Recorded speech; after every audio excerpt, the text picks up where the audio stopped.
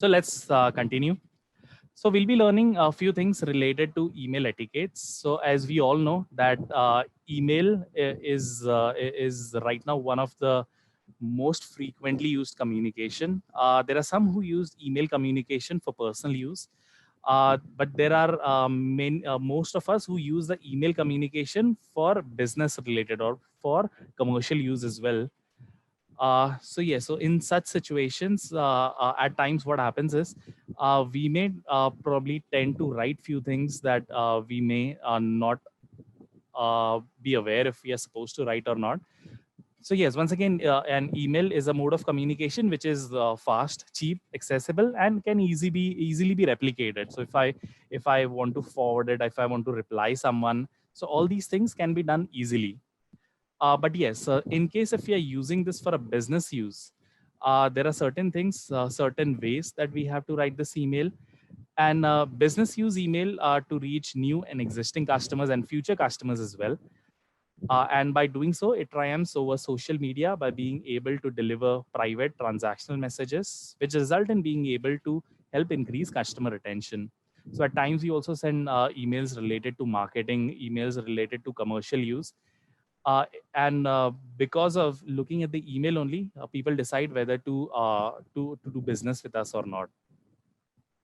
So in case if the email has grammatical errors, that the email that we send to our aspiring clients or aspiring users, in case if there are certain things which are, if there are a lot of grammatical issues, so people, the receiver of that email might not trust that email, or probably they might think that the email is not very professional, or probably at times people also believe that it is a spam email if they do not know our company name. So similar thing happens because imagine I am sending you an email. You don't know me, but I'm sending you an email with a business proposal. But if you do not know me, but in case if you are reading the email, you find that there are so many grammatical mistakes, there are so many errors. Definitely you would think that this is not a professional, this may probably be a spam. So you will directly delete that email. So similar thing happens as well. So that is why we'll be discussing few email etiquette golden rules, which would help you in writing emails in a better way. So those 21 etiquettes will help you in improving your email professionally, so that later on you do not face any embarrassment. Because probably what happens is, in case if I'm working in a company, if I send an email to a manager or a director of the company, then imagine they telling me, what are you writing? Is this how professional emails are sent? That doesn't actually sound good as well. So yeah, so these things will be helping you a lot. So yes, so rule number one, keep your tone professional. At times, what is happening is, because of usage of WhatsApp and similar communication softwares has increased so much that we are tend to writing short emails, or probably words in short forms or in small lead or in acronyms of words. But at times that may not always be the right thing. So whenever we are writing the email, so first thing, keep your subject line descriptive, keep your greetings formal, keep the tone impersonal but yet respectful, and keep your sign off formal. So these are four important aspects of the email. First is the subject line of an email. Second is the greeting, wherein I'm greeting someone, or the salutation part, that is dear or hello. So these things. Third point is the tone that I'm writing in anything in the body of that email. And fourth is the sign off. That is when I'm signing off, like thank you or regards.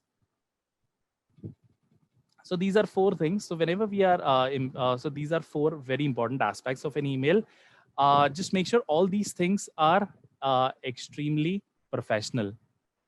Do not avoid using short forms as far as possible, and avoid using laid back or colloquial expressions like hey guys, hi folks, etc., especially for professional emails.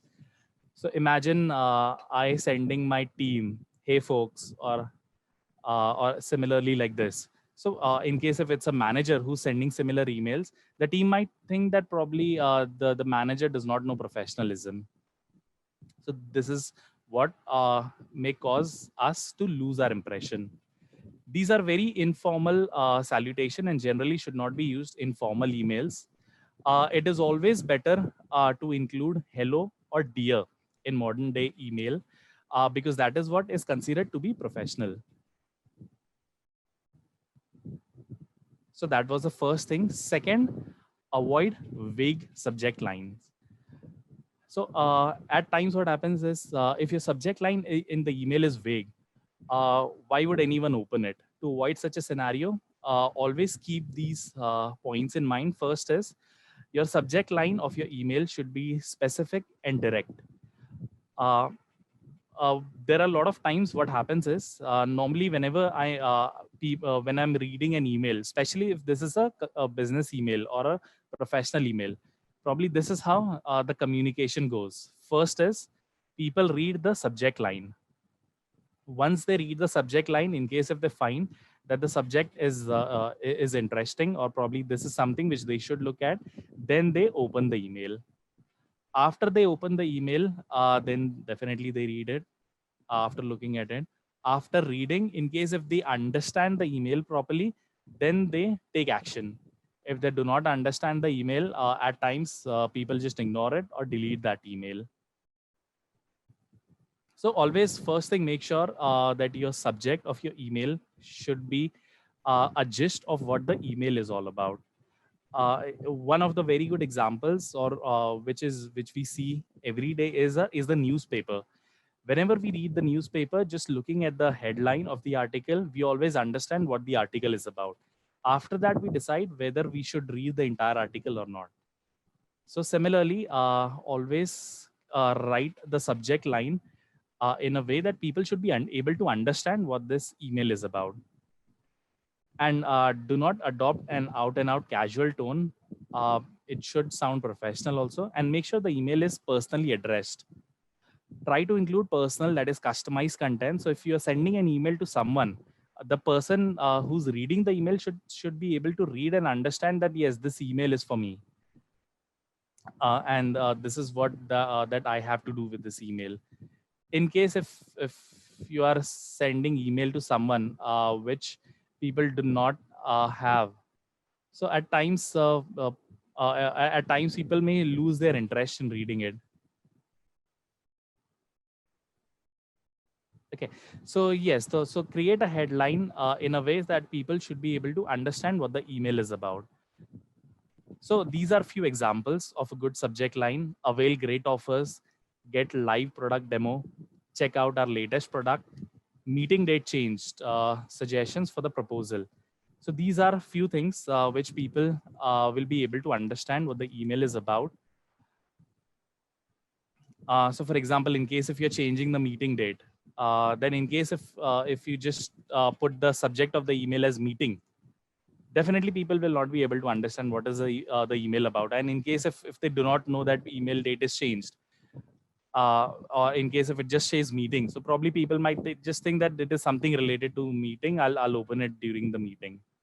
But and in case if they log into the meeting and they find nobody is logged in, so this can be something which can be a bad impression for us.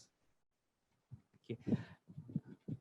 So instead of and always avoid one word subject title like meeting, offers. So similar things, people don't understand what this is about. So always use email. So something which is good, something around 50 to 70 character is considered to be a good subject line. Third is use proper email punctuation.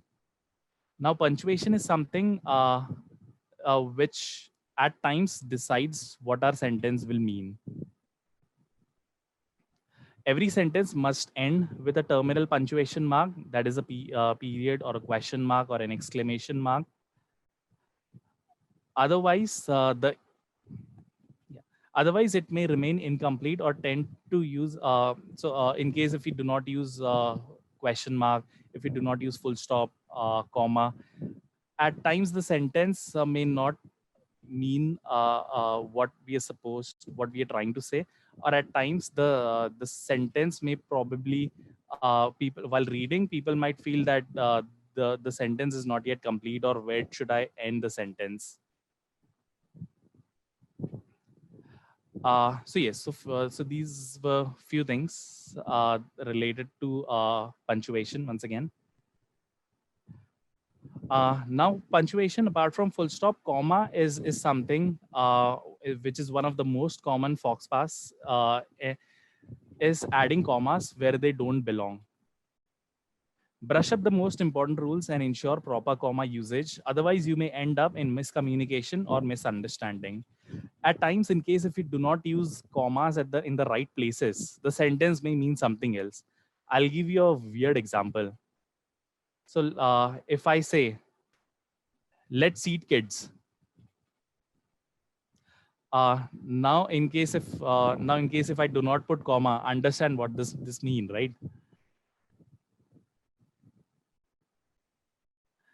So yes, let's eat kids. It in case it should be let's eat comma kids. If I do not put the comma, understand what does the sentence mean, that I'm going to use kids, or I'm going to eat kids. So yeah, I know it's a weird example, but yeah, at times these things happens. Without comma, the sentence may mean something else. Or if I do not put a comma at the right place, if I so always remember the basic rule which we learn in school. First is uh, whenever there is a comma, there is a pause of 1 second. Wherever there is a full stop or a period, there is a pause of 2 seconds. So when you're reading the sentence, understand in this way that where should the comma be, or where should there be a 1 second pause. So wherever you feel that there should be a 1 second pause, there put comma.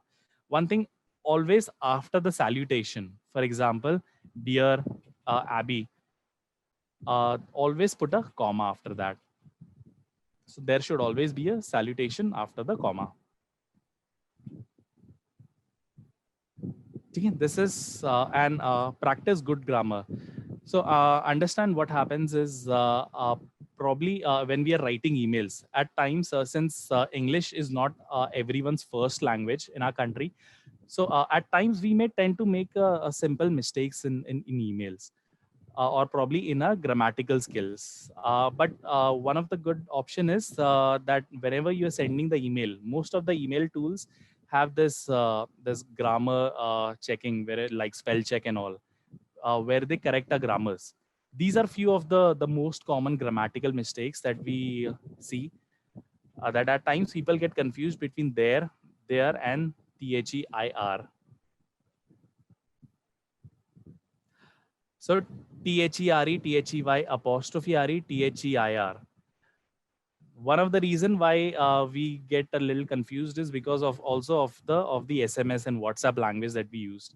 So we are at times we are so much used to using short forms that at times we may add confused, or we may get confused a little. So their,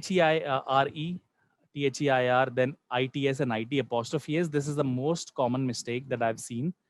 Always remember, its and it apostrophe s mean two different things. When we it apostrophe s is just a contraction of it is.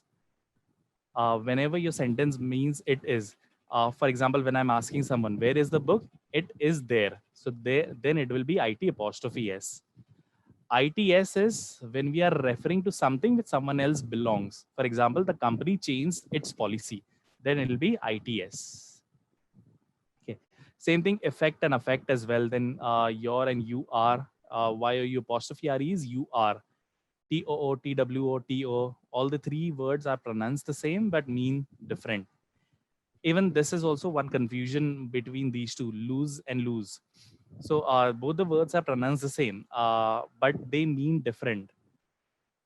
LOOSE means this loose means something which is not tight. Uh, For example, the shirt is very loose. The jacket is very loose. So this is LOSE is this loose. LOSE means losing to someone, not winning with someone. So that is LOSE. So don't get confused between these words. And improper spelling and grammar tend to give a bad impression of you, your company, as it fails to convey the message properly. A few tools that is always supposed to be used, either in case if your email that you're using, the email provider, if it has the spell checker and the grammar correction features, always recommended to use that. But in case if it doesn't, there are some free softwares which are available. One is Grammarly, a language tool, and Ginger. So you can use this. I'm sure you might have used Grammarly. So Grammarly has a free software as well, and it has a paid version as well.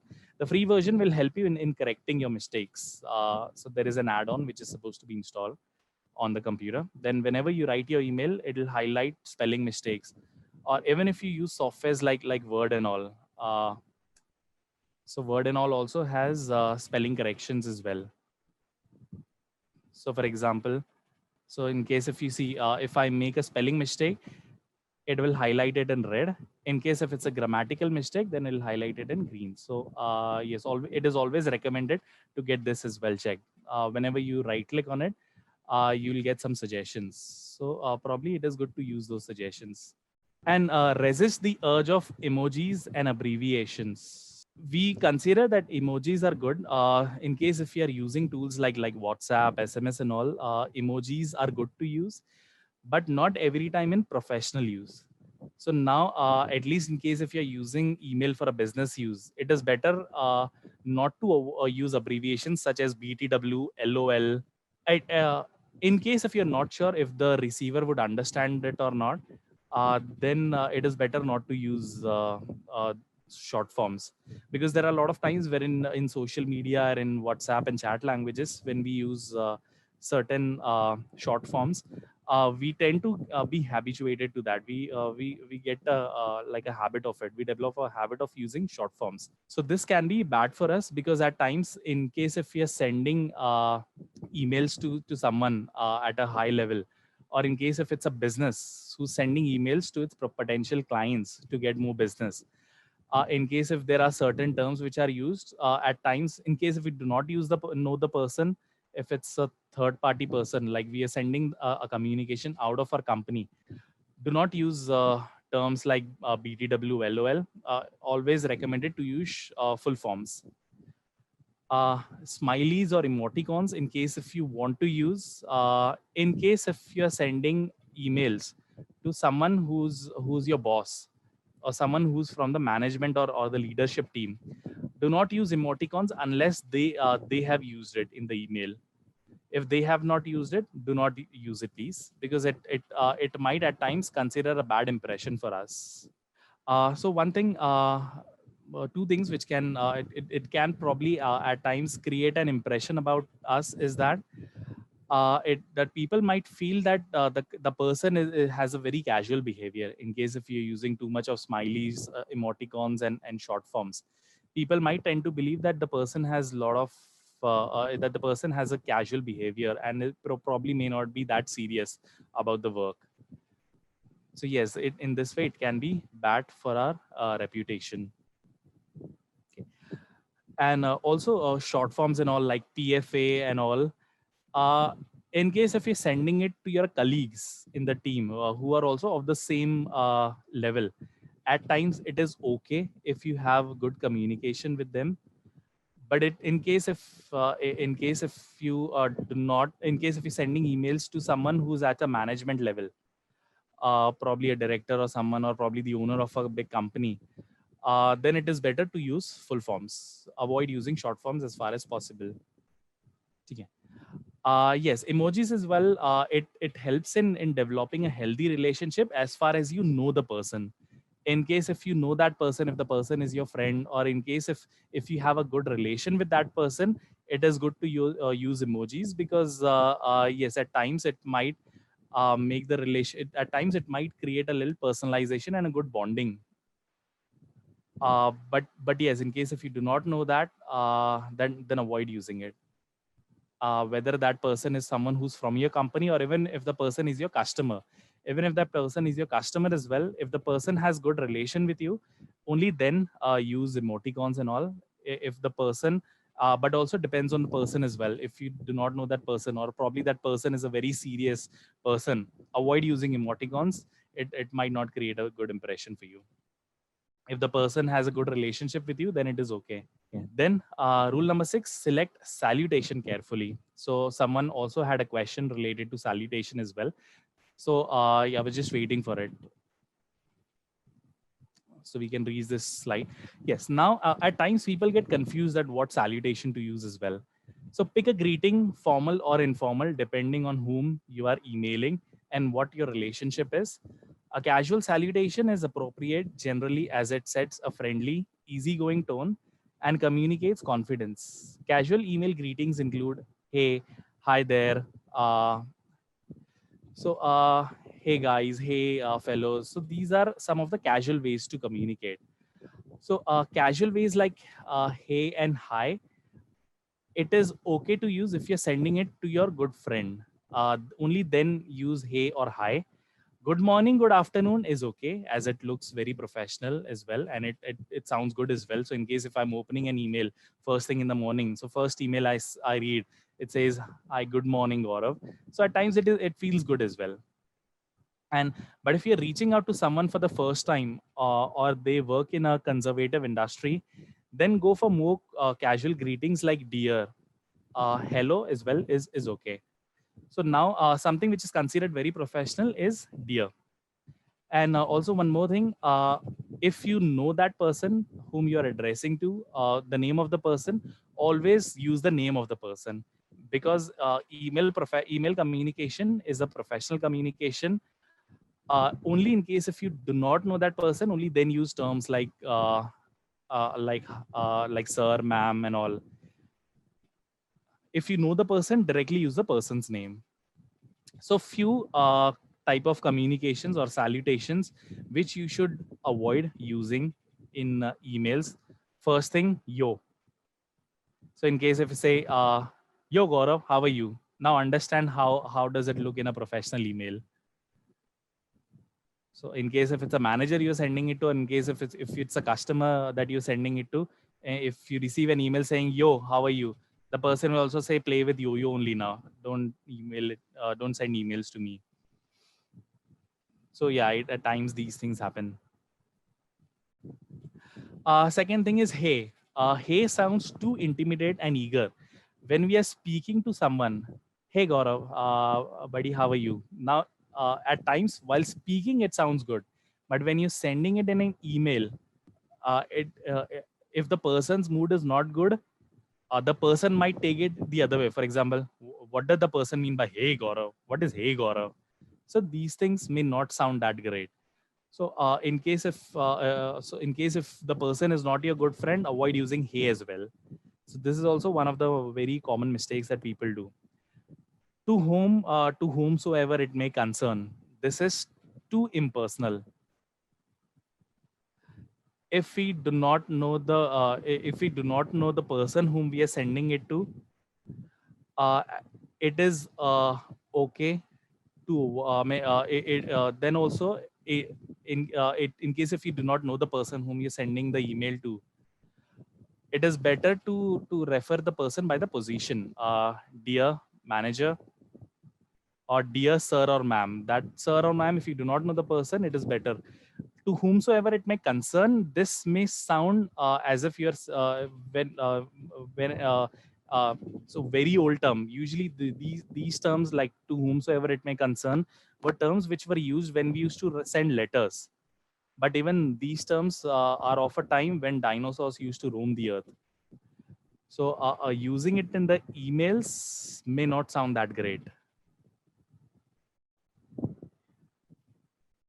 Dear sir, dear ma'am, sir or ma'am, if as I said, if you know the person, directly communicate using the name. Respected sir or ma'am as well. At times it sounds way too formal. It is instead of respected sir or ma'am, even the respected sir or ma'am as well sounds more of like a letter communication. For email, it is better to use dear or hello. In case if you want to be very formal, then use dear. If you want to be like a semi-formal, then use hello. Hi, if you don't know the person or if the person is not a part of your team, avoid using it. Uh, okay. So hi friend, it sounds too creepy, because if the person is your friend, why not communicate with them directly with the name? For example, if I'm speaking to someone like hi Gaurav, I will definitely say hi Gaurav. I'll not say hi friend on the email.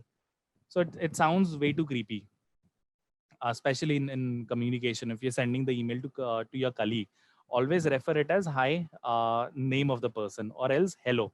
Hello is always something which can be used for formal as well as casual emails as well. So better, if you know the person very well, better stick to hello.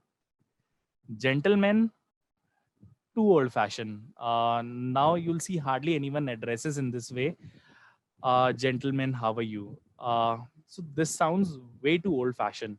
So avoid using this as well. Even these are also terms which when people used to use when dinosaurs used to roam the earth. And hi all, too cold. Instead of using hi all, better use dear team, because people are part of your team. So it is always better to use hi team. Okay, now Jasmine has a question that in case if the team comprises of known and unknown people, and some of them in greater in designation, then what should be preferred? Then it is always a dear team which is preferred, which is good as well, because the people are part of your team as well. And so dear team, if it's part of the team, either they are at a high level, or probably your subordinates, or probably they're reporting to you, it'll still not sound bad. So in case if you're sending an email, then directly send dear team. Yes, dear now is a term which is used professionally in emails only. So either use dear team or hello team. So these two terms. Hi sounds a little more casual. I know when we write letter and all, or we sound, yes, hello team is better. Hello team we can use. But now in email communication, dear is probably considered more formal as compared to hello as well. So dear team or hello team, both are good terms to use, and both are considered professional as well. Okay. Now, rule number 7: in impress your email, impress with your email sign off. So sign off is something which is the last thing your recipient reads. It must complement the tone and content of your email and leave a lasting impression. If your tone is light-hearted and with a warm sign off, with informal sign off like thanks, or happy weekend, happy end of the shift, or enjoy the day, enjoy the weekend. So this is a little more of a casual way of communicating, or probably an informal way of communicating. Enjoy the weekend, talk to you tomorrow, looking forward to working together. If your tone is more reserved, your sign off should be formal sign offs, like thank you for your time, have a wonderful day. Even in case if you're sending emails professionally as well. So in case if it's in case if your sign off as well, at times people tend one more people tend to add too many communication ways. At times people add few quotes and all as well. So it depends on, in case if it's your company, then probably it may sound okay, but at times if you're sending it to someone outside your company, it doesn't look that great. Yeah. So in case if you're sending an email to people whom you know very well, so then use terms like thanks, happy weekend, or happy rest of the week, or happy Sunday, happy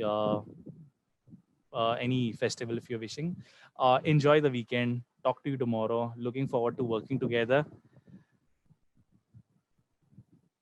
In case if you are sending it to someone who's not a very good friend, or probably like emails to your clients, thank you, or thank you for your time, have a wonderful day. These are very good ways to communicate, because it always sounds good in case if I'm wishing you something good. For example, in case if I'm wishing you, hey guys, good day, have enjoy the rest of your day, it always sounds good to hear these things. uh, Cheers, never use it for professional use. It sounds very weird.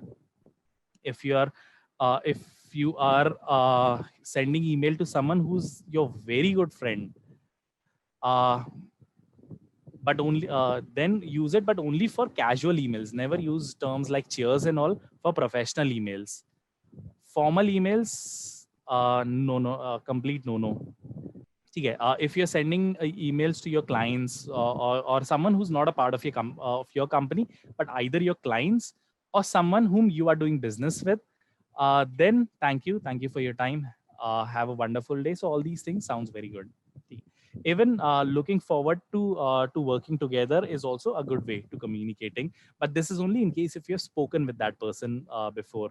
So let's say in case if you've spoken to someone, even in case if it's for a job as well, that you have sent an email to a company, the HR of the company spoke to you on the phone and tells you that send me your resume or send me your CV, then I'll send it to my team. Then if you're attaching it on an email and writing a cover letter along with it, it is always good. Then it is okay to use, for example, looking forward for your positive regards. So yeah, such looking forward, it is good in case if you have already spoken to that person. If you have not spoken, then avoid.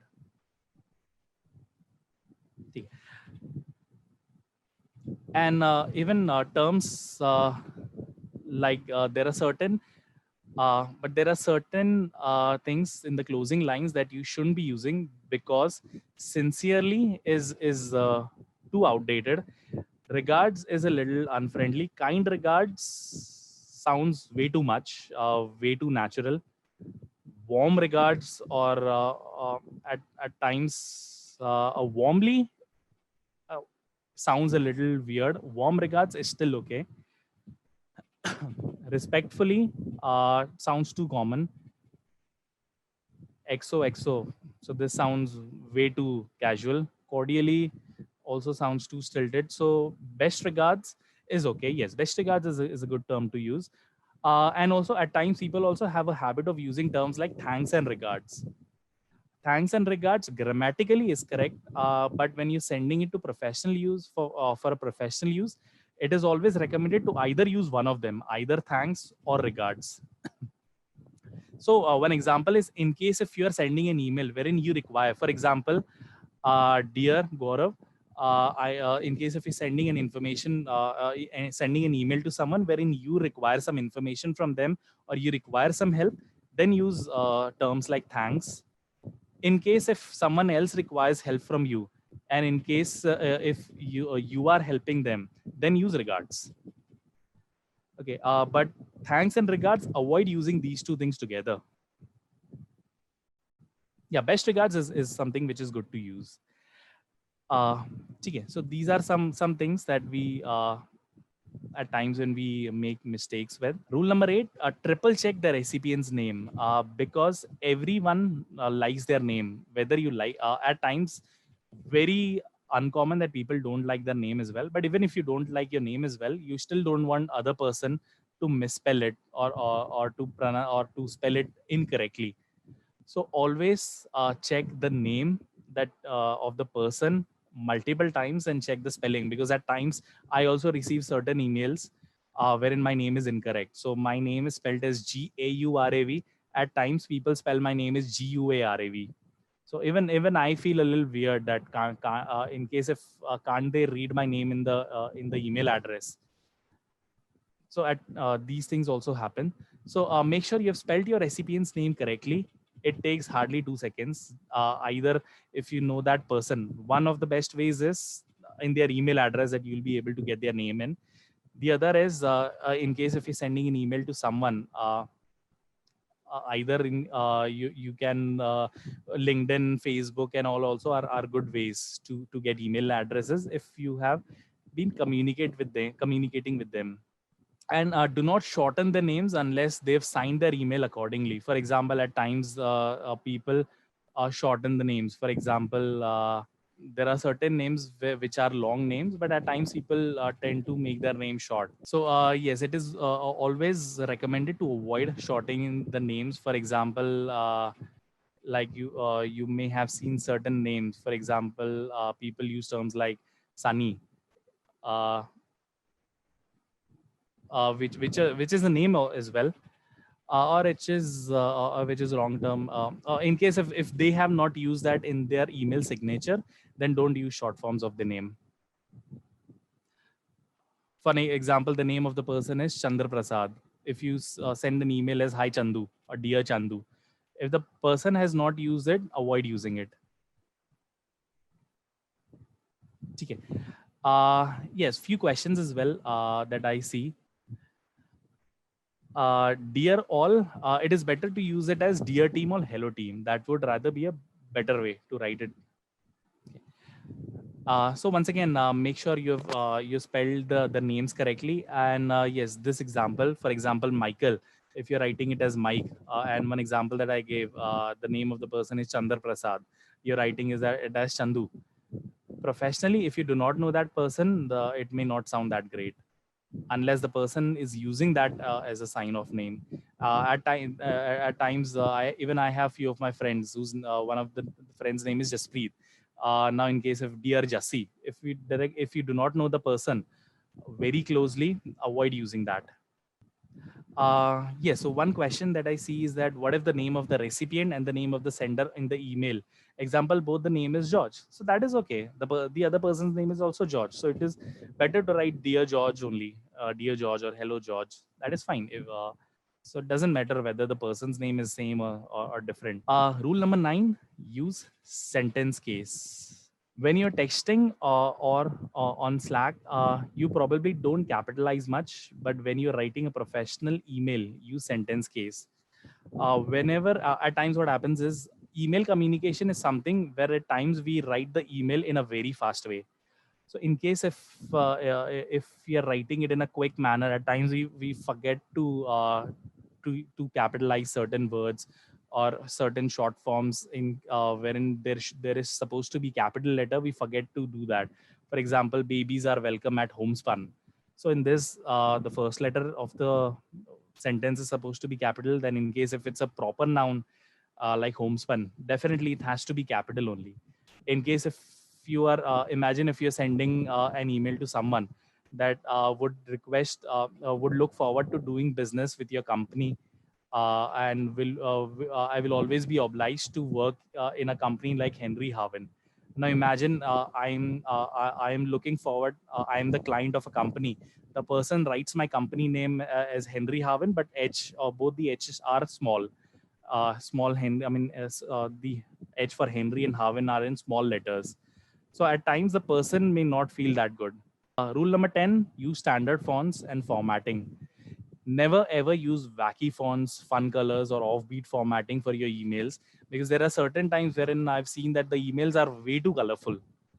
If it's a professional email, use professional fonts like Times New Roman, Calibri. These are some fonts which are very good for professional use. Jazzy fonts, in case if you're using, two disadvantages. One is that it does not look that professional, and the second thing is that at times it is difficult to read as well. Those fonts are usually something which is used to highlight certain words. But in case if you write the complete email in that jazzy fonts or cursive or all those stylish fonts, the complete email, it doesn't look professional. It becomes difficult as well to read. And always stick to the standard font size. Usually it is recommended to use size 12 on emails. Avoid using any other color besides black. It is even if your brand has a certain color, don't use that color to write the complete email. Use that color only for logos only, or any design or any images which are there either in the signature or certain thing. So use that only, but avoid using writing the complete email. Now Henry Haven's colors are purple and white. Now imagine you receiving an email, a complete email in purple color. You will feel that what are they doing. You may feel that probably the email is not that professional. So always write in general font colors only, and don't use bold or italicize randomly. Only in case if it's a very important turn, only then do it. Otherwise, it is better to avoid it. While copy pasting, remember to clear the formatting, because in case if I'm copying it from a website, it is only certain parts of the email that I'm copying. but the entire email is in a different font. Now imagine half of the email is in one font, half of the email is in some other font. One part of the email is in a different size, second part is in different size. So it looks very unprofessional. So always use the formatting of the email as well. There is also an option for paste special, especially in softwares like Word. Even if you're using Outlook as well, there is an option for paste special as well. So in paste special, you have an option to use formatting of the source of the destination that you're pasting it in. Rule number 11: short URLs are the norm. So now, in case if there are certain emails which are required, at times, in case if you're using a very long email URL, it might probably take a very long space in the email as well. So pasting entire URLs in your email takes up valuable space and looks messy. Instead, create hyperlinks or insert a shortened URL. Never write check out this article on sales emails. Instead, mention check this out. If it's a sales email, then people know that this is a link. And this article as well, not everyone knows that this is a hyperlink. So in case if you're sending it to people who are more of more of in their teenagers, or probably usually people who are below 30 and 40, they will most of the times understand that this is a hyperlink. In case if you're sending in an email to someone, but imagine if it's a client as well, but the client is 60 or 70 years old, or even more than 50 as well. Not everyone knows that this is a hyperlink. So it is all, and imagine if you're working so hard to create to write an email and create a link where someone will be able to do something or take some action. In case if they do not understand it, that this is a hyperlink, definitely they won't click on it. So this is probably a better way to write it. Instead, mention as check out this. There are certain sites which are also used to make your email link shorter. Do you know any of these sites which are used to shorten the link? One of the site which is also very commonly used is called as tinyurl.com. So yes, Rupali, yes, good. Yes, there is one called as bit.ly. There is one called as tinyurl.com as well. So I'll show you one of them. So I'll open something, which is a very long link.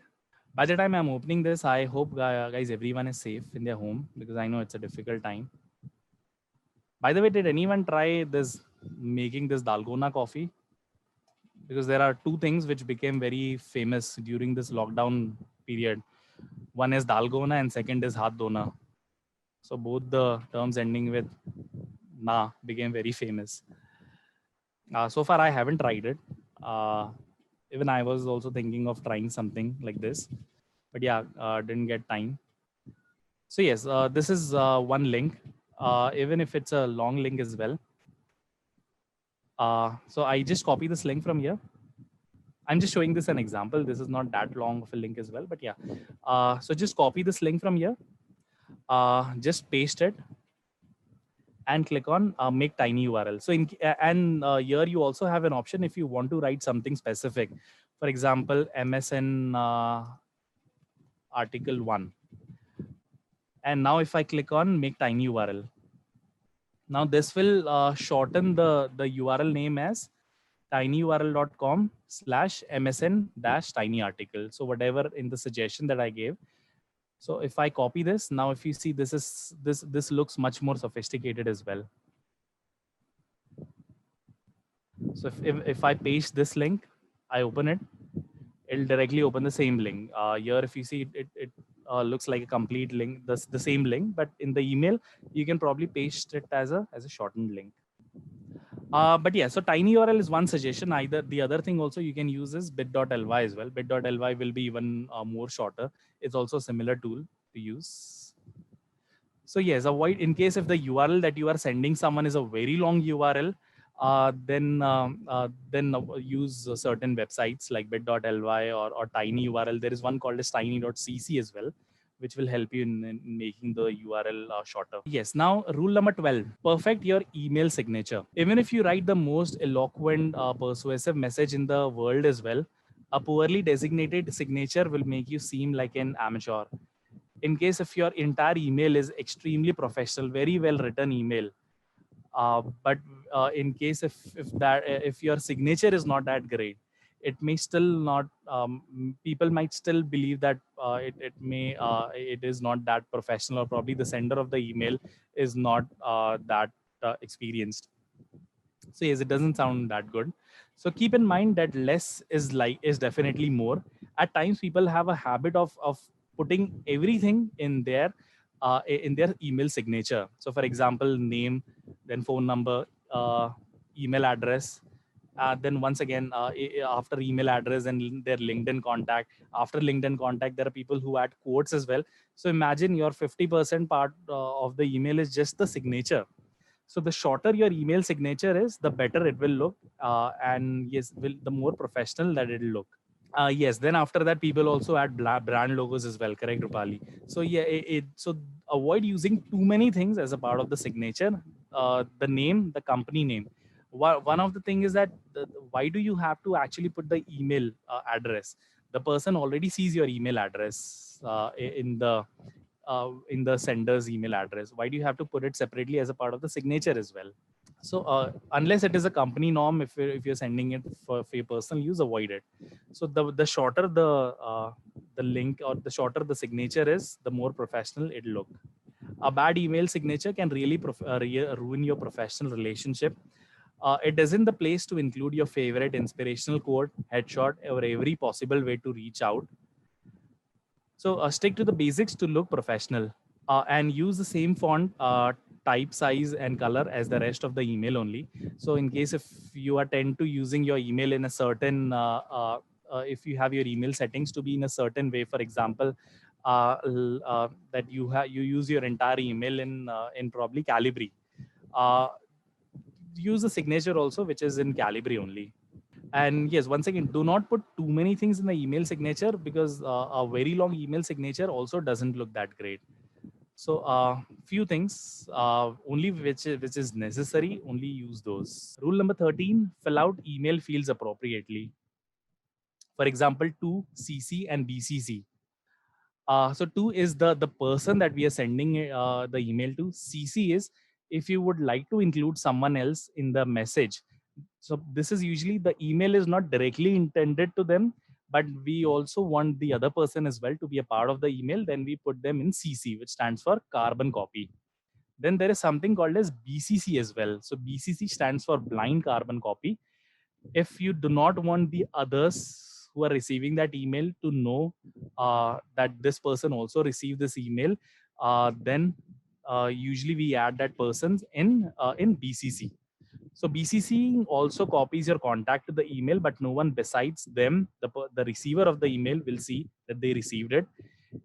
In other words, if you send an email as BCC, the recipients will not know. So for example, I'm sending an email to A is in to, person B is in CC, then person C is in BCC. A and B will not know that person C is also receiving that email. So then usually BCC field is used. Uh, but yes, in one more thing also, email address of the person that you are sending it to should be the last thing that you would ever want to add in your email. One only add the receiver's email address once you are completed typing your email. Because imagine, in case if you're still typing your email, you've already typed, but in case if you click on send by mistake, they'll be reading half the email only. And in case if you're using tools like Outlook, or even the Outlook website as well, and Outlook software as well, both of them have the shortcut called as Alt and S. So instead of you're using something else like Shift and S, if you press Alt S is a shortcut to send email in certain email sending websites.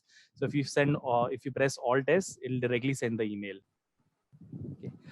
And rule number 14: avoid adding unnecessary attachment. Do not attach unnecessary files. If you're attaching a file, only in case if you are attaching a file which has some good information which cannot be put in the body of that email, only then attach the file. In case if the attachment is only one liner, then do not put that as an attachment. because the receiver will think that probably they would have just they would have just typed it in the body of that email only. So yes, also, so always usually intended that in case if the attachment is not necessary, don't add it. If there is some information which can be added in the body of that email, it is always recommended to add that information in the body of that email, because that will save some of the time to open it and click on that attachment and again just find a 1 or 2 line information. And once again, very important, always scan your documents for viruses before attaching, because you do not want the other person to think that you are sending a spam, even if you're not sending it as a spam as well. So yes, avoid adding unnecessary things in the attachment. Rule number 14, use the reply all options sparingly. By clicking reply, you respond directly to the person. But by clicking reply all, you are sending an email to people, everyone who's in that email. Now, in case if you respond directly to the initial message, your reply should go to the original sender of that email only. If you respond to someone else in that email thread that follows you, you will end up replying just to that person. So 2 options, reply and reply all, which are there in an email. This is also at times something which people have a habit of doing, is that whenever someone sends an email, people have a habit of clicking reply all always. But in case if the email is only intended for one person, you do not want the others to see that, it can be annoying that and imagine the an email. For example, a director sends an email that they are assigning a task to everyone separately. Then in case if everyone is doing a reply all and there are 20 people as a part of that email, now imagine I am not a part of that I have nothing to do with what others have to do, but I'm still getting 19 replies for that email. So it can be annoying. If the others are not relevant in that email, don't include them. So it is better to use a reply option instead of reply all. Then rule number 16, proofread each and every message that you send, because your mistakes will certainly get noticed by the recipients of your email and may be judged for making them. Uh, Always use spell checkers or those red and yellow, then green underline, which is there. Always use that. Always use those options so that you don't make any spelling corrections. Always recommended to proofread your email at least twice before sending them, because at times whatever happens is when we are sending an email, we type something very fast and we just send it. So avoid doing that. Always proofread it before you send the email, because you do not want the other person to make to notice your mistake. Because at times what happens is, even when I'm talking to someone as well, if the person while talking makes grammatically incorrect or says grammatically incorrect sentences, unconsciously I still tend to notice that, even if my intention is not to correct that person's grammar, but unintentionally I still tend to notice that mistake. Same thing happens in emails as well. In case if that your email has certain mistakes like grammatical and spelling mistake, it might leave a bad impression about the sender of that email. And in case if it's a business that you want to do with that person, the person might probably feel that this is they can't type an email properly. How good are they going to be in business? So it creates bad impressions. Yes, and once again, add the email address last, because you do not want the email to be sent by mistake. And as I said, that Alt S is a shortcut in many websites to send the email directly. So if you're still typing, but if you press Alt S or if you click on send by mistake, then the email is sent and you've just written half of the email. And that leaves a very bad impression about us, that probably the person did not even check the email before sending. So always email address should be the last thing that you should add. And all in case if someone is sending you an email, always respond in a timely manner. So overwhelming inboxes and busy schedule make it impossible for us to respond to emails right away. But you must have an appropriate response window. For example, in case if you're sending, if an immediate teammates are sending you an email, always respond within 12 hours. If it's general colleague which is sending you the email, respond within 24 hours. External contact, unless that email is marked urgent, 3 to 4 days time is okay. But yeah, in case if it's a high value contact, or if it's a client, it is always recommended to send the response within 24 hours.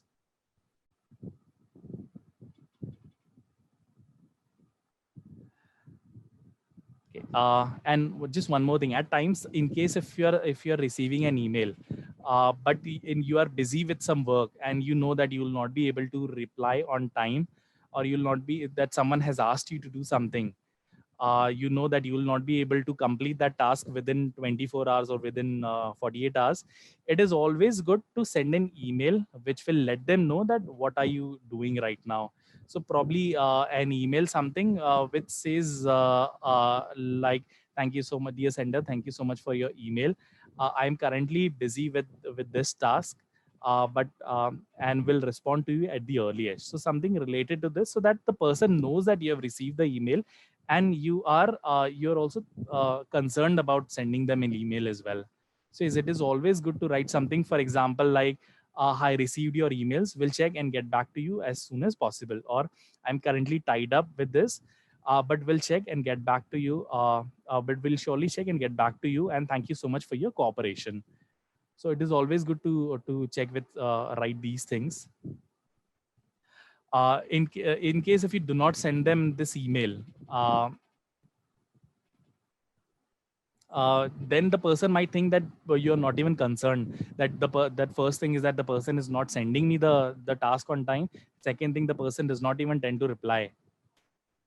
So those things can create a bad impression. So always good to send an email. And in case if you are there, if there is any apologies that you have to write, so this is Rupali's question. Please suggest a professional sentence for apologizing. So so first, whenever you have to apologize, if there is a mistake that you have made, always first explain that why this mistake was made, or what was your point of view, and always add terms like apologies for the delay in responding. Sorry for the delay. It is better to use apologies for the delay. It is better to use these terms. ठीक है. Rule number 19, set informative out of office replies. So this should answer your question, Mukesh. Whenever you are whenever you are out of office and you won't be able to reply to someone, usually we always configure an out of office auto reply, that whenever we receive that email, or whenever someone sends us an email, they get an automatic reply. So some do's for out of office replies. First thing, include how long you'll be unavailable, because in case because the sender also should know that how long you'll not be able to respond. And second thing is always important to write the email address and the name of the person who will be available on your behalf when you are not available. So include another person to contact for more urgent issues, and include OOO in the subject line so people can easily identify that this is an automatic reply and you are not available. So that then even when people don't read your email as well, people are still aware that you're not in the office, and they'll expect that probably there may be a delay in responding. So always add OOO in the subject line of that email. Okay. So three things very important in out of office emails. First is how long you will not be available, that in case what is your tentative time of return.